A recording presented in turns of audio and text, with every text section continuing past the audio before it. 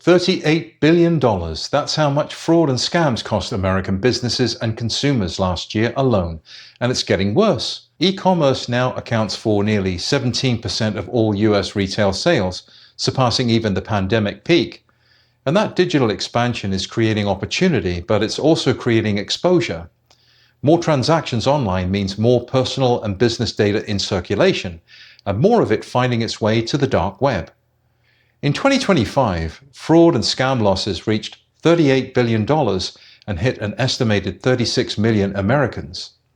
The fuel behind much of this fraud is dark web activity. Experian's dark web monitoring detected over 1.4 billion stolen records in the first quarter of 2026 alone. The trend line here has been persistently elevated since 2023, so this is not a spike, it's the new baseline.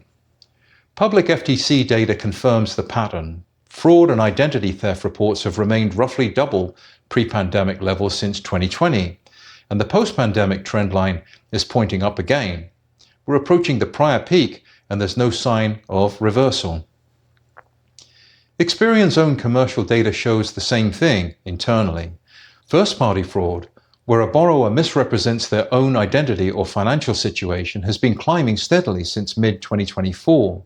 After a period of relative calm, it's on the move again.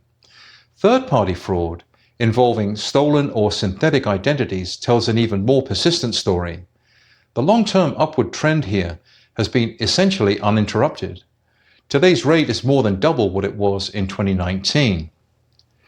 And no product category is immune. Looking across commercial loan types in 2025, first-party fraud rates range from roughly 0.8 to 1.6%, up across the board.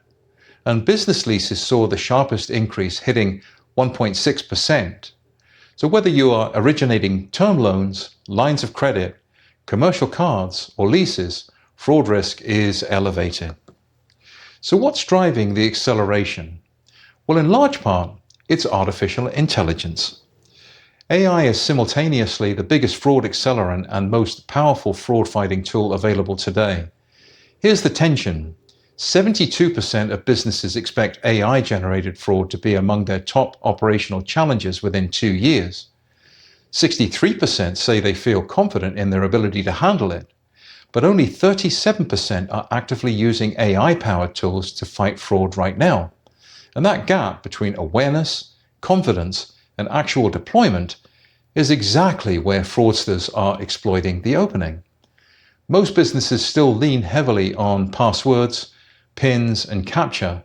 Those tools aren't gone, but they're no longer sufficient. Behavioral analytics, document verification, device intelligence, biometrics, these capabilities exist and they work.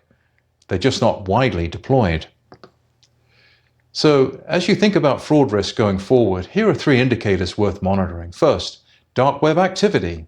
An uptick in stolen records typically precedes a wave of fraud attempts by weeks or months. Second, early payment default and straight roller behavior in your portfolio.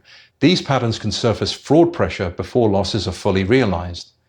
Third, the AI arms race. The organizations investing now in intelligent fraud detection will have a measurable advantage over those that wait.